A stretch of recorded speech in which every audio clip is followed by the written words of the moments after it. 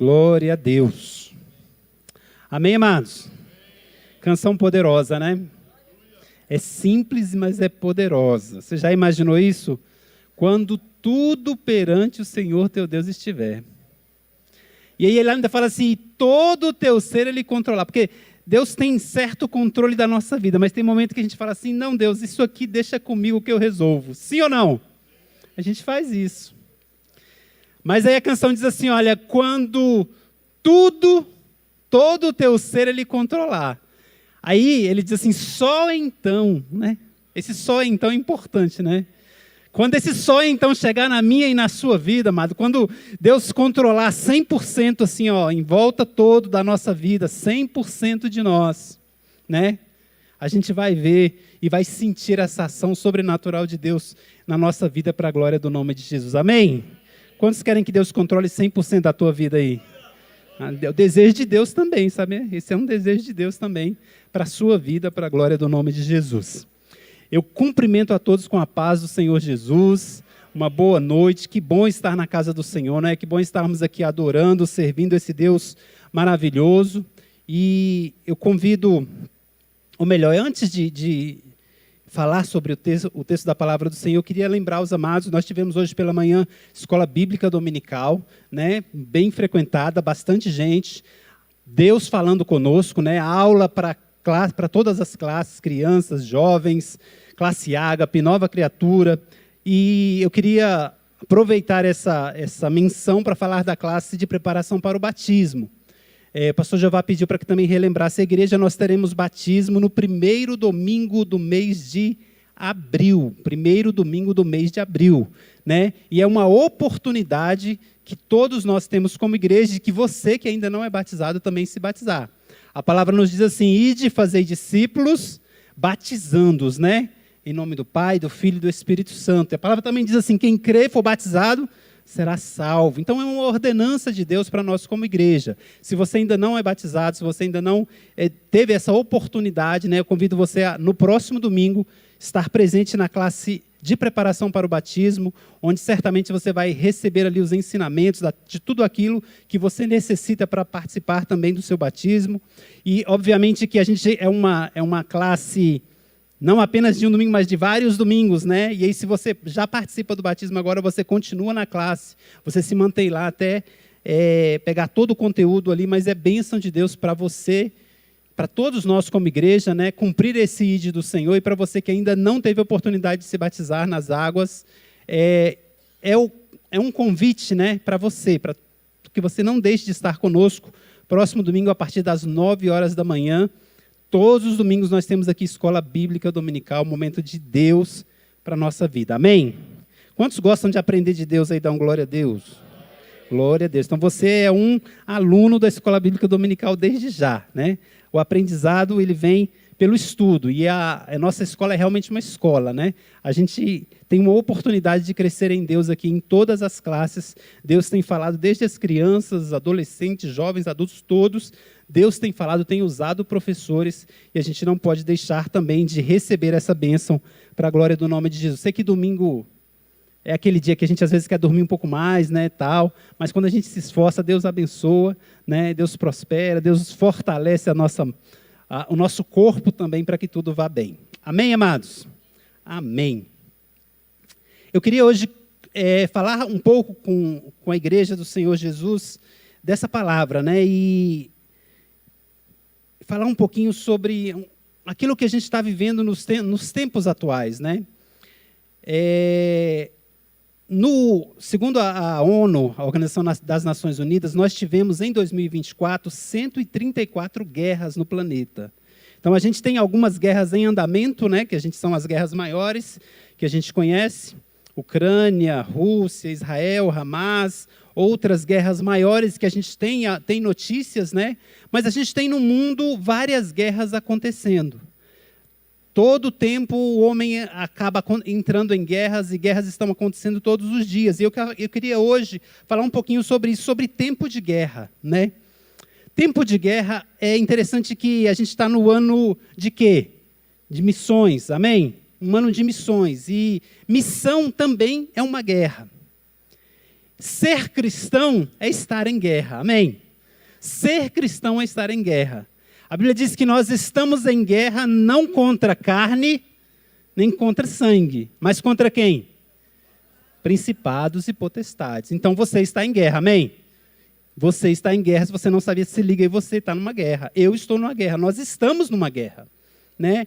E essa guerra, a gente tem que estar entendendo o que está acontecendo conosco, entendendo o que estamos vivendo, para que a gente possa compreender o agir de Deus e como Deus quer trabalhar na nossa vida durante esse período pouco, como o Valdeir falou aqui, né? Esse período pouco de vida que temos, amados.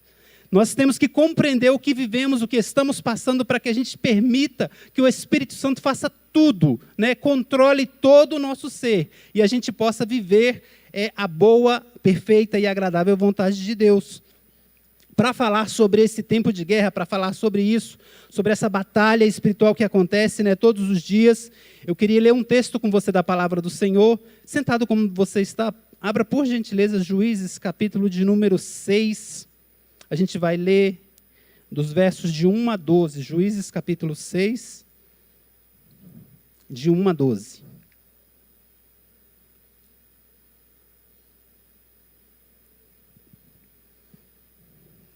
Enquanto você encontra o seu texto, eu aproveito para agradecer ao Senhor, né, a oportunidade de mais uma vez estar aqui com essa responsabilidade de ministrar a palavra do Senhor.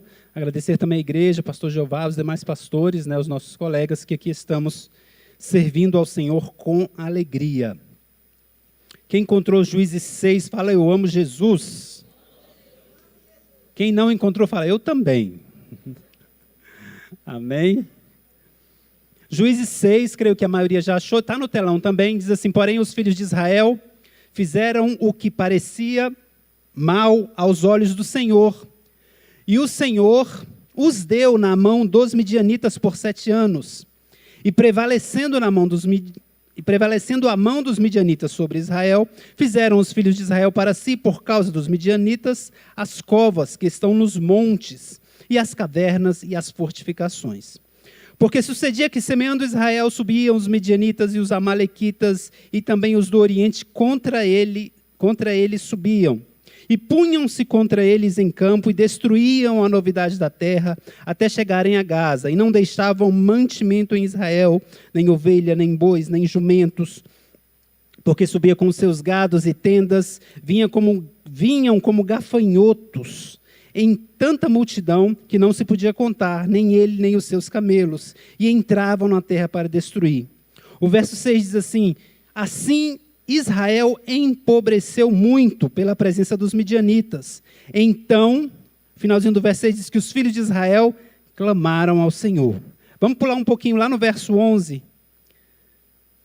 Eu vou ler só o 11 e o 12, diz assim, então o anjo do Senhor veio e assentou-se debaixo do carvalho que está em Ofra, que pertencia a Joás, a Biesrita, e Gideão, seu filho, estava malhando trigo no lagar para o salvar dos midianitas.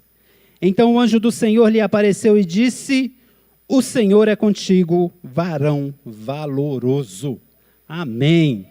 O Senhor é contigo. O Senhor está contigo nessa história para a glória do nome de Jesus. Amados, quando a gente fala nessas guerras que estão acontecendo no mundo, e eu trouxe agora para a nossa vida espiritual, que nós também estamos em guerra, e essa guerra é principalmente para ganhar a nossa mente, aquilo que ocupa a nossa mente, aquilo que vai descer para o nosso coração, né? Há uma batalha travada no reino espiritual para dominar a sua mente, para que o seu coração seja cheio de coisas que não agradam ao Senhor.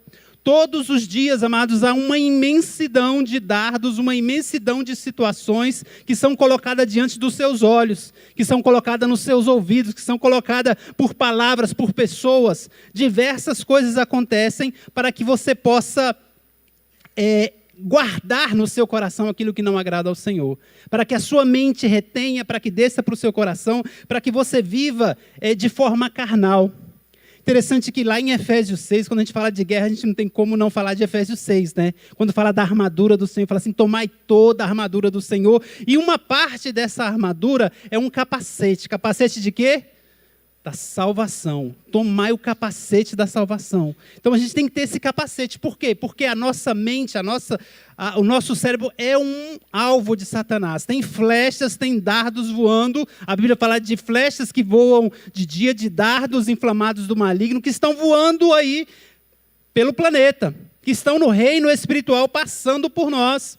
E se a gente estiver desapercebido, se a gente estiver desatento às coisas que estão à nossa volta, se a gente estiver sem capacete, se a gente estiver sem escudo da fé, né, a palavra diz que o escudo da fé ele é apto para derrubar, né, para destruir todos os dardos inflamados do maligno. Então há uma guerra espiritual, há uma batalha travada pela nossa vida, pela nossa mente, pelo nosso coração, e se a gente não viver, né, ser uma pessoa espiritual, a gente acaba sendo engolido, né, nessa batalha. A gente acaba se perdendo naquilo que Deus tem para as nossas vidas. Porque a Bíblia fala assim que o homem espiritual, ele discerne o quê?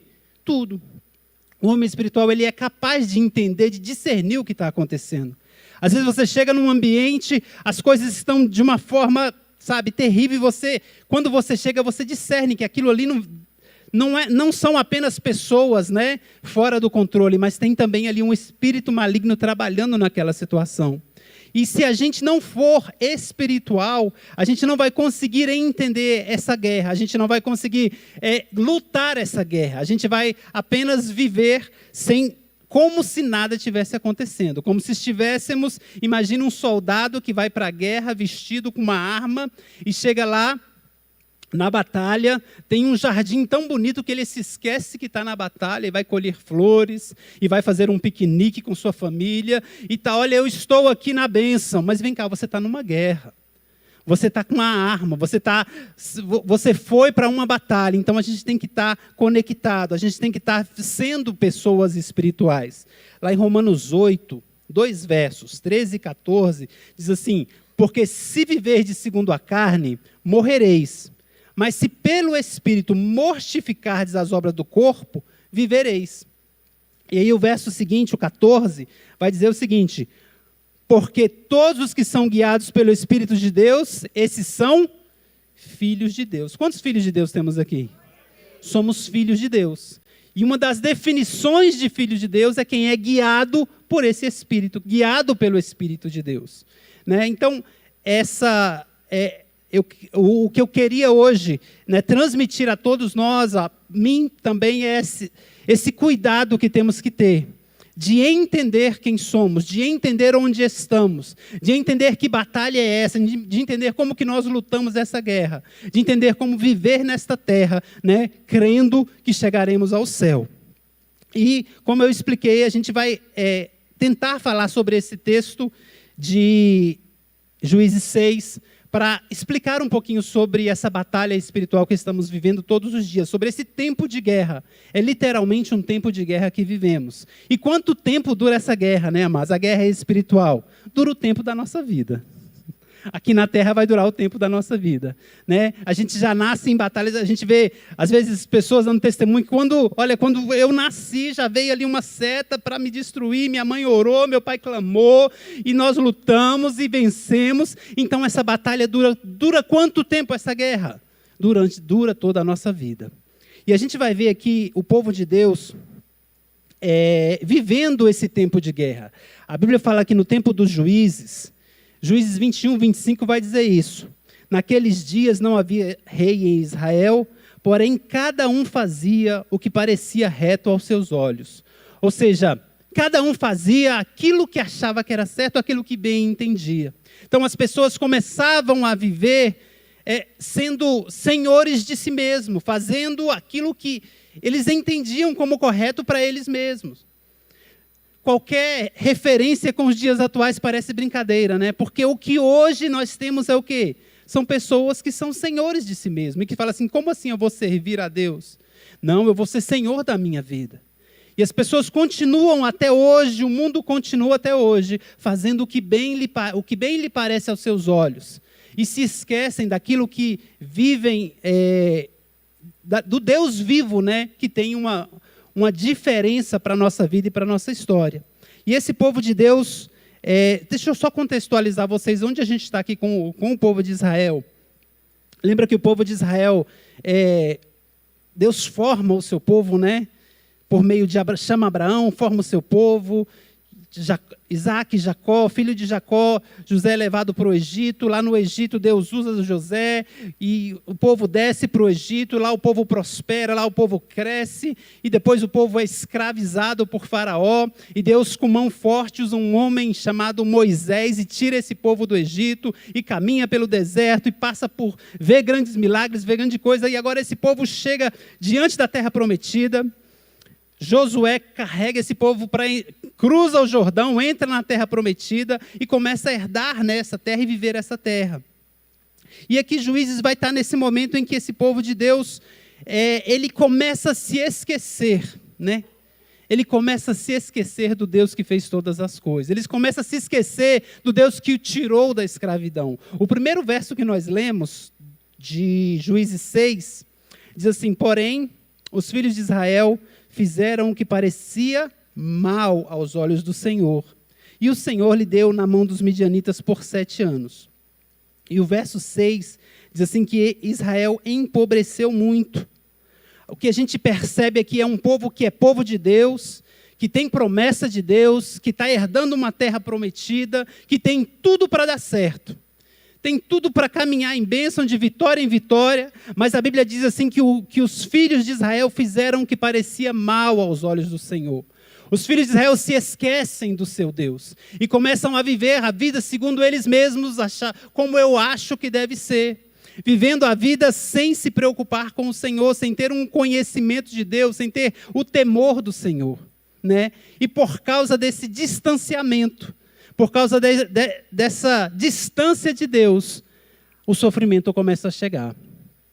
Pensa num filho, amados. Vamos pegar 2 filhos aqui. Um filho que está do lado do pai, no colo do pai. E um filho que se afasta e vai para longe. Quem está mais sujeito a sofrer? O que está longe. Então o povo se afasta de Deus Pai. E começa a ter experiências longe de Deus, distante do Senhor, sem a proteção do Espírito Santo, sem a bênção de Deus na sua vida. Quantas vezes, amados, a gente quer andar para esse mundo e fazer as coisas do nosso jeito, sem se preocupar com o Senhor. Mas quando a gente faz isso, a palavra diz que, assim como Israel empobrece, a gente também empobrece espiritualmente, a gente perde essa relação com o Espírito Santo. A Bíblia diz assim que os nossos pecados fazem o quê?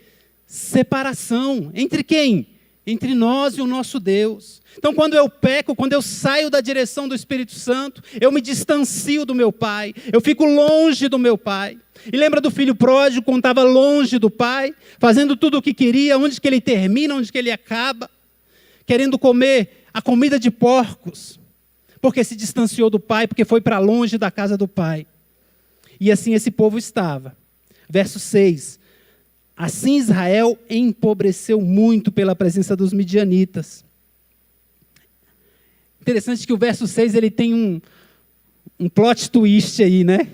No finalzinho do verso 6, que diz assim: então, os filhos de Israel fizeram o quê? Clamaram ao Senhor. Aleluia. Tem solução para a história. Tem solução para o pecado, tem solução para o pecado.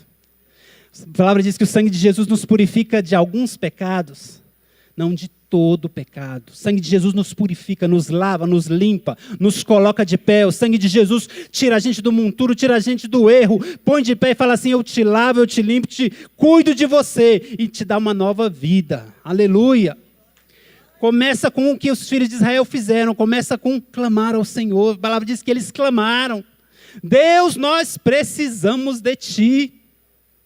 Nós precisamos da Tua presença, nós precisamos de caminhar contigo. Senhor, eu não dou conta sozinho, eu não quero fazer o que vem na minha mente, eu não quero viver os prazeres deste mundo, eu quero ter uma experiência contigo. Aleluia. E quando a gente ora assim, quando a gente se dispõe, né, a servir ao Senhor e falar assim: eu vou clamar para que Deus mude a minha história, Deus age. Deus responde, Deus escuta a nossa oração e Deus está sempre disposto, né, a nos receber, assim como o pai recebe o filho pródigo, não é? A palavra diz que o pai estava de longe olhando que dia que esse filho vai voltar, mas quando o filho vem, o pai está preparado para recebê-lo e para abençoá-lo para a glória do nome de Jesus. Amém? É esse momento que esse povo está vivendo. Eles se distanciam de Deus e começam a viver sobre a escravidão dos midianitas. E interessante que o texto que lemos diz assim que eles plantavam suas plantações, né? E quando estava pertinho da colheita, né? Acho que o inimigo deixava, vai plantando, que estava perto da colheita, e aquele monte de inimigo, a Bíblia fala assim, como gafanhotos, não dava nem para contar a quantidade de midianita, nem os seus camelos dava para contar do tanto que era. E destruía, né? E destruía tudo que eles tinham preparado. E a gente encontra nesse texto que a gente lemos um certo homem chamado Gideão. E a Bíblia diz que Gideão estava nesse contexto, né, de sofrer com os midianitas sempre que plantava. Ele cria uma estratégia para ele mesmo. Ele fala assim, eu tenho um trigo aqui que eu preciso malhar. E como é que se malha o trigo? Você bate o trigo num lugar alto, preferencialmente, para que o vento venha e sopre a palha e você fique com o trigo e que dê tudo certo. Mas Gideão sabia que se ele fizesse isso e fosse malhar o trigo no lugar certo, quem é que ia chegar? O inimigo vai chegar e vai roubar tudo e vai acabar comigo ainda. E a Bíblia diz que ele cria uma estratégia para ele mesmo. E ele vai malhar o trigo no lagar. O que é o lagar? É como se fosse uma piscina grande, né? Onde se pisavam as uvas, onde se fazia um outro tipo de serviço que não malhar trigo. Mas ele fala, eu vou fazer isso aqui escondido, vou malhar esse trigo escondido para que ninguém me roube, né? Para que eu não seja roubado. Interessante que não é uma coisa muito inteligente, não é uma coisa que parece que vai dar muito certo, mas alguma coisa ele fez.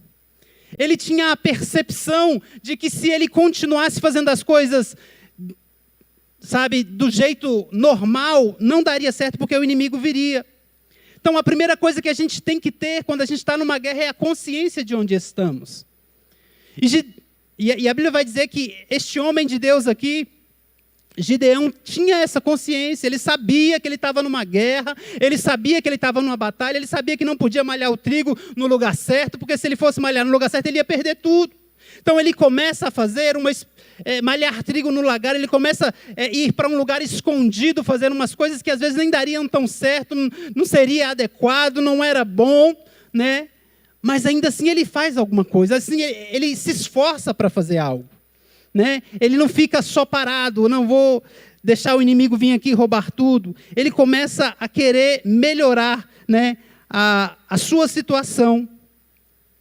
E da mesma forma a gente tem que entender que nessa batalha que a gente está vivendo, amados, no mundo atual, na vida espiritual, se a gente não fizer nada, se a gente não tomar atitude, se a gente mesmo não proteger a nós mesmos, a gente vai sofrer o dano do inimigo. O dardo vai entrar, a mentira vai chegar, a doença vai chegar, a complicação vai chegar. Sempre alguma seta do inimigo vai tentar chegar na tua vida. É preciso que a gente tenha consciência disso. Interessante que eu falei que a batalha é geralmente pela mente, pelo domínio da sua mente, para que isso desça para o coração. Se a gente ler Romanos 12, verso 2, que é um texto que a gente fala praticamente em todo o culto aqui, e ele fala assim, não vos conformeis com este mundo, mas transformai-vos pelo quê? Renovação do seu entendimento, renovação da sua mente. Se a gente não renovar a nossa mente todos os dias, se a gente não tiver cuidado de ler esta palavra, se a gente não tiver cuidado de buscar ao Senhor, de orar, de falar com o Espírito Santo, se a gente alimentar a nossa mente só com o Instagram, né, só com as piadas que a gente vê no WhatsApp, se a gente alimentar a nossa mente só com as coisas do mundo, muitas coisas até boas, mas se a gente não buscar ao Senhor, se a gente não tiver uma direção de guardar a nossa mente, amados, as flechas vão querer entrar na sua mente.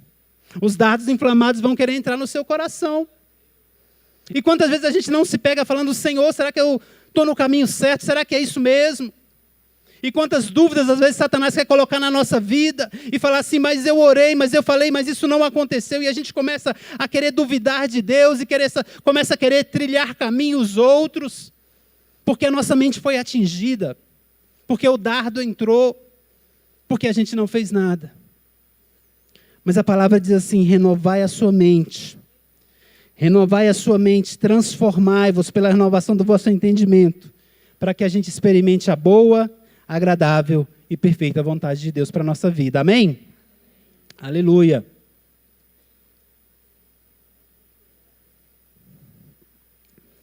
Então, em tempo de guerra, a gente tem que saber onde a gente está, ter consciência de onde estamos. E nós estamos numa batalha, e nós estamos numa guerra, e nós estamos chamados para fazer missões, e fazer missões é também estar numa guerra. A segunda coisa que temos que ter é entender quem nós somos. Quem sou eu, né? É uma pergunta tão fácil, mas definitivamente se alguém colocar um microfone na sua boca e falar assim, a gente está filmando aqui para o Brasil inteiro ver, quem é você? Será que a gente consegue responder? Né? Porque a gente tem visões na nossa vida e a gente às vezes não sabe quem nós somos. Ou a gente acha que somos alguma coisa que talvez não sejamos, e o fato é que muitas vezes aquilo que nós pensamos de nós mesmos, e sempre aquilo que nós pensamos de nós mesmos faz diferença na nossa vida. Né? A gente às vezes está confiante, fala assim, não, eu sou inteligente, eu vou conseguir, vai dar certo. Deus vai comigo lá, tudo vai dar certo. E tem situações que fala assim, eu não sou ninguém, eu não vou conseguir, eu não dou conta disso. E no mesmo momento que a gente é vencedor, vitorioso, né, na mesma hora a gente não é ninguém. Então a gente tem que saber quem nós somos. E se a gente olhar para Gideão, lá no verso 15, do capítulo 6 que a gente leu, diz assim, e ele disse, Senhor meu, com que livrarei Israel? Eis que minha família é a mais pobre de Manassés. Então, olha só, Gideão falando quem ele é para Deus. Deus, olha aqui, Deus, quem sou eu? Primeiro, a minha família é quem? Será que era a mais pobre, amado? A mais pobre, não tinha nenhuma família em Manassés mais pobre que a dele. Talvez tivesse, mas o fato é que para ele, a família dele era a mais pobre. A minha família é a mais pobre, Deus. Né? A gente já teve um pensamento assim, né? Todo mundo faz isso, todo mundo viaja, todo mundo não sei o quê, mas a minha família é a mais pobre. A ideia de Gideão sobre ele mesmo. E tem mais, dentro dessa família mais pobre, quem sou eu? Eu sou o menor. Então, assim, tem várias famílias em Manassés. Tem a família mais pobre, essa família é a minha. Agora, dentro dessa família mais pobre, tem o menorzinho de todos. E é quem? Sou eu. Essa é a ideia de Gideão sobre ele mesmo. É interessante que a gente, muitas vezes, mas a gente tem ideias assim sobre nós. Fala assim, quem sou eu para, né? Quem sou eu, Jesus? Não, Jesus, eu não dou conta disso, porque a minha família é a mais pobre, Deus. E tem mais, eu sou o menor na minha família. Então, como é que essas coisas vão acontecer? Como é que Deus vai me chamar? Como é que Deus vai me usar? Como é que Deus vai me abençoar? Como é que eu vou me enriquecer? Como é que Deus vai me dar bênção? Não, Deus, eu não dou conta, eu sou incapaz. E às vezes a gente tem esses pensamentos como Gideão tinha. E ele está numa guerra, e ele está numa batalha. Interessante que ele usou uma estratégia de se esconder para malhar o trigo, né? Mas o fato é que ele tinha medo. Ele tinha medo dos midianitas. Eu estou com medo deles virem aqui. Se eles virem aqui, eu não dou conta de fazer nada. Eu só vou morrer. Né? E ele fica lá escondido, lá, malhando o trigo, como se não fosse ninguém. Como se não fosse um herói da fé. Como se não fosse o grande Gideão. Como se não fosse alguém que Deus usa, aleluia, para libertar um povo inteiro. Ele achava que não era ninguém, ele achava que não podia nada. Amados, mas quando Deus é conosco, como diz Paulo, né, eu posso todas as coisas no Deus que me fortalece. Eu posso todas as coisas no Deus que me fortalece. Isso me lembra uma outra história da Bíblia. Deixa eu fazer um parêntese aqui no Gideão. Volta comigo um pouquinho. Quando, antes de entrar na Terra Prometida, são mandados 12 espias, não é? Para espiar a terra, Moisés manda os espias. E eles chegam lá, espiam a terra e voltam. E qual é a notícia que eles trazem? A terra é boa ou ruim? Boa, a terra é boa. Você puder colocar para a gente Números 13, 32 e 33. A terra é boa. A terra tem tudo de bom, mas, né? Olha o que eles fazem, no verso 32. E infamaram a terra que tinha espiado perante os filhos de Israel. A terra pelo meio da qual passamos a espiar é terra que consome os seus moradores. E todo o povo que vimos no meio dela são homens de grande estatura. Outra versão diz são como gigantes, não é? E o próximo verso, o que vai dizer?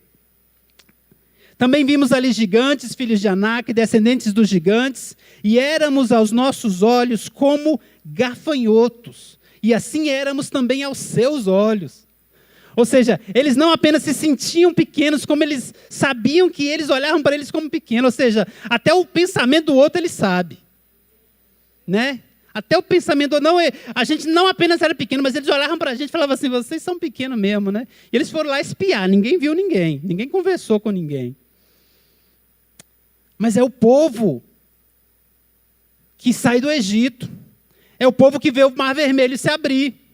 É o povo que vê a água sair da rocha. É o povo que vê um milagre acontecer. É o povo que come codorniz. É o povo que olha para uma serpente pendurada numa cruz e é curado. É esse povo que viveu grandes coisas, que olha para essa terra prometida, para essa terra que mana leite e mel, que realmente é boa, que tem tudo de bom, mas que olha, lá nessa terra é tudo bom, mas é muito difícil, a gente não vai conseguir. Porque lá só tem gigante, lá é todo mundo muito forte, lá é todo mundo muito bonito, lá é todo mundo muito rico, e nós não somos nada. Nós somos como um grilo, um gafanhoto. Se ele pisar na gente, a gente morre. E tem mais, eles acham mesmo que a gente parece grilo mesmo. Desse jeito, amados. E quantos milagres eles viveram? Amados, será que é pouco ver um mar se abrir? Será que é pouco ver uma tocha de fogo à noite, aleluia, te guiando? Será que isso é pouco? Quantas coisas Deus tem que fazer na nossa vida para a gente crer que Deus é poderoso para fazer o melhor para nós. Quantas coisas tem que fazer na nossa história para a gente crer que o milagre vai acontecer porque Deus tem milagre para nós. Aleluia. E eles não creram, falaram, não, eu escolho não crer. Porque eu acho que eu sou assim, porque eu acho que eu não sou ninguém, porque eu acho que a gente não dá conta. E esse texto que a gente leu, ele fala assim, que eles infamaram a terra, eles começam a passar essa ideia para todo mundo. Sabe, tem poder nas nossas palavras. E o poder das palavras daqueles 10 espias acabaram com aquela geração. A Bíblia vai dizer que todos daquela geração, Deus olha e fala assim, então é isso? Então eu não sou ninguém, então eu não sou o Deus poderoso que tirou vocês com mão forte lá do Egito. Tem mais, ninguém de vocês vai entrar. Só Josué e Caleb que vai entrar, o resto não vai entrar não. Vai ficar rodando aí no deserto, vai morrer no deserto. Porque não creu, porque não acreditou, porque não confiou no Senhor. Quando a gente confia, a palavra assim, confia os teus planos ao Senhor e você não vai ser confundido. O Senhor vai ser contigo, o Senhor na tua história, o Senhor nos teus planos, o Senhor nos teus projetos. Você não vai ser confundido. O milagre vai acontecer porque Deus é contigo. Aleluia! Glória a Deus. Provérbios 24, verso 10. Eu acho que toda pregação fala esse texto. Diz assim, olha, se te mostrares frouxo no dia da angústia, a tua força será o quê? Pequena. Não, eu não sou nada. Aleluia. Glória a Deus, glória a Deus, glória a Deus, glória a Deus. Aleluia. Isso aos olhos de quem? Aos olhos do Gideão, aos olhos dele mesmo. Minha família é a mais pobre. de Manassés. E na família mais pobre eu sou o menor, não sou nada. Mas a minha pergunta é, o que Deus acha dele? E o que Deus acha desse mais pobre da família menor? Aleluia. O que Deus diz para ele lá no verso 12? Verso 12 de Juízes 6, né?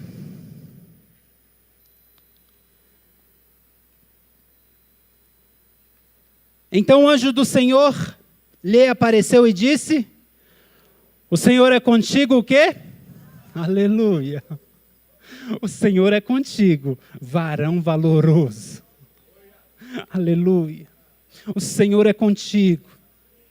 Você não é ninguém. Você não é só alguém que nasceu por acaso, que está na família mais pobre e que é o mais feio, o mais difícil. Não, você é varão valoroso, você é mulher valorosa, porque o Senhor é contigo. Aleluia. Porque o Espírito Santo está na tua vida, porque o Senhor caminha contigo, por isso você é valoroso, por isso você é valorosa. Aleluia. Glória a Deus. Aqui Deus mostra para Gideão quem ele realmente é. Você é isso, Gideão. Você é homem que eu tenho projeto. Você é mulher que eu tenho projeto. Deus fala isso para nós hoje. Você é alguém que eu tenho projeto na tua vida. Você é alguém que eu tenho projeto na tua história. Você é alguém para alcançar vidas. Você é alguém para ser um homem e uma mulher cheia do Espírito Santo. Você é alguém para receber de Deus neste mundo, neste ano, no ano de 2025. Você é alguém que eu tenho projetos. Aleluia. Glória a Deus. O que Deus fala de nós, amados? A gente olhar na palavra, a gente vai ver que Deus tem palavras para nós. Deus tem nomes para nós. A gente pode até se dar o nome de quase nada, de mais pobre, mais feio, da família menor, né? Mas de que Deus nos chama? Lá em Mateus, Jesus falando assim, vós sois a luz do mundo. Aleluia. Você é luz nesse mundo. Você é luz nesse mundo. E sem luz a gente não faz nada. Se a gente apagar as luzes aqui, a gente vai ficar todo mundo desesperado. Porque a gente precisa de luz. Deixa eu falar, o mundo precisa de você. A sua casa precisa de você. A sua família precisa de você. Você é importante. A Bíblia nos chama de sal da terra, né, para dar sabor, né, para conversar, para alegrar o coração de pessoas. Por isso que a Bíblia fala assim, não saia da vossa boca nenhuma palavra torpe, mas só aquela palavra que traz alegria, né, que traz conforto àqueles que estão à sua volta. Você é sal da terra. A Bíblia nos chama lá em João, a Bíblia fala assim, olha, todos quantos o receberam, deu-lhes o poder de quê? De serem feitos filhos de Deus. Diga assim, eu sou filho, sou filha de Deus. Diga aí. Você é, amado, você é. Somos filhos do Altíssimo. Herdeiros e co-herdeiros com Cristo, lá em Romanos. A Bíblia nos chama, sabe de quê? Mais que vencedores. Não tem um vencedor, não tem um campeão? Agora, na frente do campeão tem um mais que vencedor. Esse é você, aleluia. Esses somos nós. Porque Deus fez isso. Porque Deus merecíamos, não merecíamos. Éramos dignos disso, não, mas o Senhor se alegrou em fazer isso na nossa vida. Somos mais que vencedores. E o último texto que Deus nos chama, que a gente fala tanto, mas eu quero ler com vocês aqui, está lá em 1 Pedro 2, verso 9.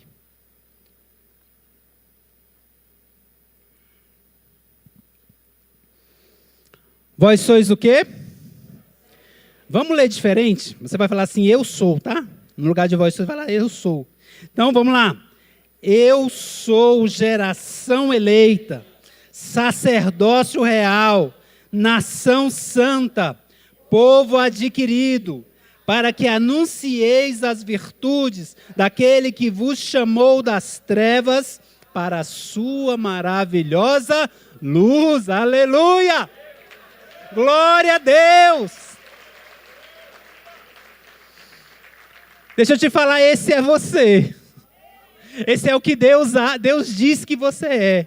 Você é um povo adquirido, um povo amado, um povo que o Senhor escolheu, né, para ser vencedor, para ser vitorioso.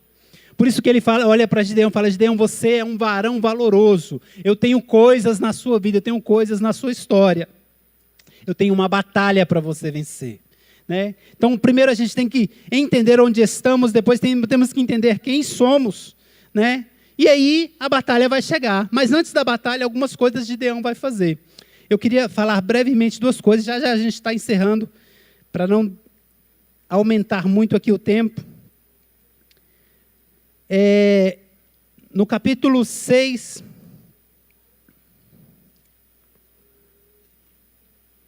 a Bíblia vai dizer que Gideão faz, o verso de número 25, capítulo 6, 25.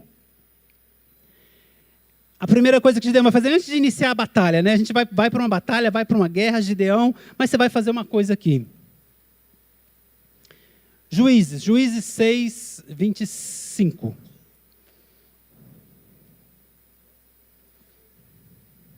E aconteceu naquela mesma noite que o Senhor lhe disse: toma o boi de teu pai, a saber, o segundo boi de 7 anos, e faz o quê?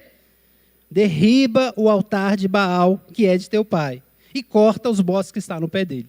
Então é o seguinte, vai ter uma guerra, vai ter uma batalha, Gideão. Mas a primeira coisa que você vai fazer, antes de lutar essa guerra, você vai derrubar o altar de Baal. Tem um altar lá, esse altar não é para engrandecer o nome do Senhor, esse altar não pertence ao povo de Deus, e ele tem que ser derrubado. E derrubar o altar de Baal, amado, significa muita coisa, né? Talvez eu pudesse falar que mas sei que você sabe o que significa derrubar o altar de Baal, sim ou não? Tem Baal, ou seja, o inimigo muitas vezes não quer levantar altar na nossa vida. Será que muitas vezes Satanás não quer que a gente crie situações, que a gente ame coisas que não está no coração de Deus? Que a gente viva circunstâncias que Deus não planejou para nós, que não era para mim, não era para você, mas a gente muitas vezes se deixa levar. E a Bíblia fala assim, você tem uma guerra para vencer, você tem uma guerra para ser vitorioso nela, mas primeiro derruba esse altar de Baal, tira esse altar de Baal que está tentando, te impedir de ser vencedor. A Bíblia conta a história, uma outra história, deixa eu tentar ser breve aqui, que meu tempo está acabando. De um certo homem que era cego, e Jesus vai curar esse homem, né? E ele está num lugar chamado Betsaida. Vocês conhecem essa história. E Betsaida significa só casa de pesca, casa de caça. Um lugar, em tese, tranquilo. Então o homem mora lá em Betsaida, vive em Betsaida, está vivendo, mas ele é cego, ele não consegue ver. Mas tem uma outra coisa que Betsaida significa. Lugar da incredulidade.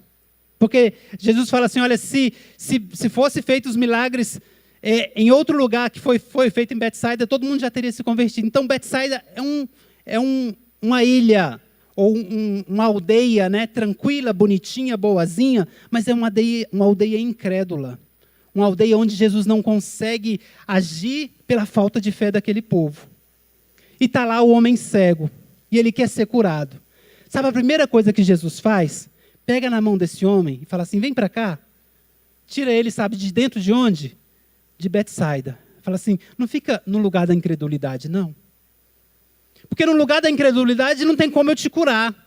No lugar da incredulidade não tem como viver experiências com Deus. E Jesus tira ele da incredulidade e fala assim, agora você vai experimentar o milagre que eu tenho para a tua vida. Quantas vezes a incredulidade quer fazer parte da nossa vida, amados? A gente diz que crê, mas quando não acontece do jeito que a gente quer, a gente fala, eu não creio mais. Eu criei até agora, mas agora não creio mais. Então a gente tem que sair. Jesus tira ele de Betsaida, cura ele. Ele passa a ver, enxergando. Tem um processo lá, né? Vê o homem como árvore e tal, mas ele é curado. E depois que ele é curado, ele está vendo distintamente, está enxergando tudo. E Jesus fala assim, você viveu o meu milagre? Você experimentou o milagre, agora só faz uma coisa. Sabe o que Jesus pede para ele? Não volta para Betsaida, não. Não volta para o lugar de incredulidade, não. Isso significa derrubar o altar de Baal. É não voltar para Betsaida. Porque Jesus já nos tirou de lá. Jesus já nos transformou, já nos lavou, já fez milagre na nossa vida. já abriu os nossos olhos. Hoje a gente consegue ver, hoje a gente consegue entender que Deus é o Senhor da nossa história, que Deus tem um projeto, que Deus tem um céu reservado para nós, a gente já consegue ver. E Deus fala assim, não volta nunca mais para Betsaida. A Bíblia diz que aquele que põe a mão no arado, não pode olhar para trás. Lembra da mulher de Ló, né? Eu quero sair dessa cidade, mas não muito, né? E acaba não se dando bem. Então, primeira coisa que Deus pede para Gideão fazer, derruba o altar de Baal. Eu não sei se existe, eu creio que não. Aqui dentro não. Mas pode ser que alguém tenha algum altar de Baal, alguma coisa que você sabe que não é vontade de Deus. Que você sabe que o Espírito Santo não se alegra com isso. Que você sabe que o Senhor não quer isso na sua vida. E Deus está dizendo hoje para todos nós, tira isso da tua história. Derruba esse altar. Sai de Betsaida, porque eu quero abrir os teus olhos. Eu quero que você veja tudo o que eu tenho para a sua vida. Para a glória do nome de Jesus. Quantos querem derrubar o altar do inimigo aí? Aleluia. A gente vai estar numa batalha, a gente precisa derrubar esse altar. 5 minutos para eu terminar. No verso seguinte, no 26 de Juízes 6, ele faz uma segunda coisa. Ele derruba o altar do inimigo. E o verso 26 ele faz sabe o quê? Edifica ao Senhor teu Deus um altar. No cume deste lugar forte, um lugar conveniente. Toma hoje o segundo boi e o oferecerás em holocausto com lenhas que cortares do bosque. Deus está falando assim, você tem que derrubar o altar do inimigo, mas tem outra coisa. Você precisa levantar um altar a mim, o Senhor. Aleluia. Eu me lembro muito de Abraão, né, quando fala de montar um altar. Lembra de Abraão indo com Isaac? E ele... Você consegue imaginar Abraão preparando o altar?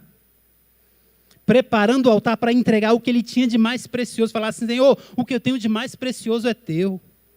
Eu pergunto, a gente consegue fazer isso? Qual que é a coisa mais preciosa que temos? Senhor, talvez a coisa mais preciosa que eu tenho é a minha vida. E Deus está falando assim, entrega no altar.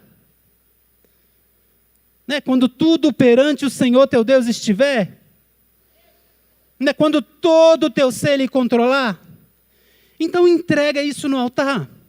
Coloca isso no altar de Deus. Edifica ao Senhor um altar e põe aquilo que te é mais precioso. Fala, Senhor, a única coisa ou o que eu tenho de mais precioso te pertence porque tu és o meu Deus. Isso é uma entrega, amados. Isso é reconhecer que Deus é Senhor na nossa vida, na nossa história. E Gideão levanta um altar ao Senhor antes da batalha. E aí ele vai para a guerra. Vocês conhecem o resultado dessa guerra, né? Que ele toca uma trombeta lá, vem um monte de gente para a batalha, vem mais ou menos 32 mil pessoas, né? Agora formamos um exército forte, agora vamos vencer. E Deus fala assim, olha, tem gente demais aí, né? Você está indo para a guerra, com quem é que você está indo para a guerra? Quem é que é o teu ala? Né? No exército fala canga, né? Quem é que é o teu amigo aí que está indo contigo nessa guerra? Deus fala, tem gente demais, tem gente que não é para você estar andando com ela, não é para você estar junto dela, porque não tem um compromisso com Deus. Então não dá certo. Você não tem como ser vencedor nessa batalha andando dessa maneira, compartilhando dessa maneira.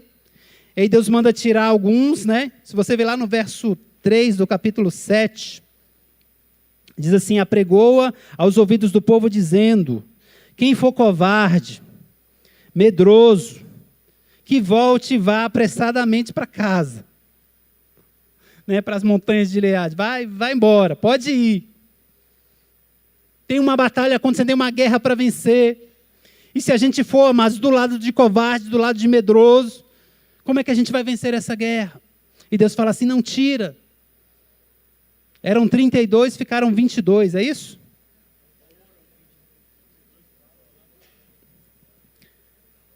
Não, isso, 22, Jesus, 22 eram os covardes e medrosos, é isso? Já pensou, amados? Deus tira o covarde e medroso do nosso lado, amém? Vai tirar do nosso lado em nome de Jesus. Você vai andar com homem, com mulher cheia do Espírito Santo de Deus. Você vai andar com gente que tem integridade, né? Com gente que é boa. Às vezes tem gente que ainda não recebeu a Jesus, nem é cristão, mas é íntegro. É uma pessoa íntegra. E com essas pessoas que você vai andar, para a glória do nome de Jesus. E sai os 22, fica só 10 mil. Deus fala, tá, tem 10 mil, mas ainda tem gente demais. E Deus cria outra situação lá. E fica quanto? 300. Agora tem só 300. Contra quem? Contra uma multidão que era incontável, que era gente demais. E Deus fala assim, vocês vão vencer essa guerra porque eu sou contigo. Deixa eu te falar, por mais que as dificuldades deste mundo sejam para você maiores do que você, por mais que os planejamentos, as coisas que o mundo fazem querem te suplantar a tua força, o Senhor vai ser contigo. E você vai ser vencedor para a glória do nome de Jesus. Amém? Fique de pé em nome de Jesus.